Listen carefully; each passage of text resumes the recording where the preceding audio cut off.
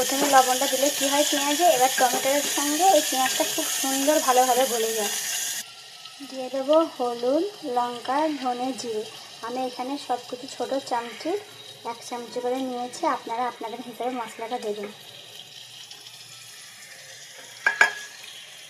দিয়ে ভালো করে কষিয়ে নেব 1 মিনিট। মশলা দেওয়ার পরে দিয়ে দেবো অল্প জল, দিয়ে ভালো করে এটা কষিয়ে নেব যাতে মশলাটা পুড়ে না যায়। দিয়ে দেবো অল্প মটরশুঁটি, হালকা হালকা তেল ছেড়ে দিয়েছে। এবার দিয়ে দেবো আলু আর ফুলকপিটা। গ্যাসের ফ্লেমটা একদম আস্তে করে দিতে হবে, দিয়ে এটা ভালো করে মশলার সঙ্গে মিক্স করে নিতে হবে। মিক্স করা হয়ে গেছে, এবার দিয়ে দেবো জল। জলটা আপনারা আপনাদের হিসাবে দেবেন, যতটা ঝোল খেতে পছন্দ করেন। এই সময় লবণটা দেখে নেবেন, লবণ আর ঝালটা।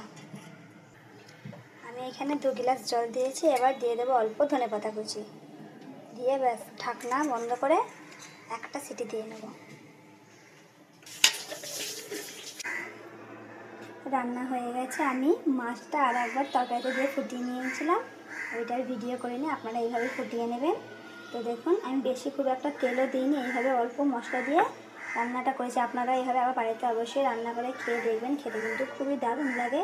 যদি আমার ভিডিও এবং রেসিপিটা আপনাদের ভালো লাগে তো লাইক, সাবস্ক্রাইব এবং ফলো করবেন। Thank you.